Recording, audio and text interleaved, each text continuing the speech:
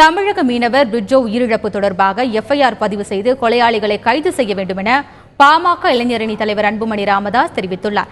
ராமேஸ்வரம் துறைமுகத்தில் பாமக சார்பில் நடைபெற்ற போராட்டத்தில் கலந்து கொண்டு பின்னர் செய்தியாளர்களிடம் பேசிய அவர், உயிரிழந்த மீனவரின் குடும்பத்திற்கு 1 கோடி ரூபாய் நிவாரணம் வழங்க வேண்டும் எனவும் வலியுறுத்தினார்.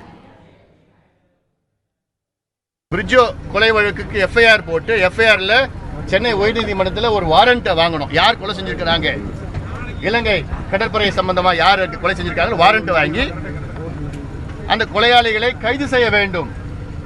தேவைப்பட்டால் இன்டர்போல் உதவி நாடி பிரிட்ஜோ குடும்பத்திற்கு 1 கோடி ரூபாய் நஷ்டஈடு கொடுக்கணும், நிவாரணம். குண்டடிப்பட்ட ஜெரோம் குடும்பத்துக்கு 10 லட்சம் ரூபாய் கொடுக்கணும்.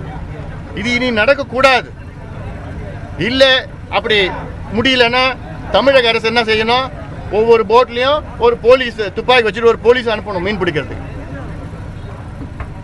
நம்ம மக்களுடைய பாதுகாப்பு நம்ம தான் மத்திய அரசு கொடுக்கணும், நம்ம கொடுக்கணும்.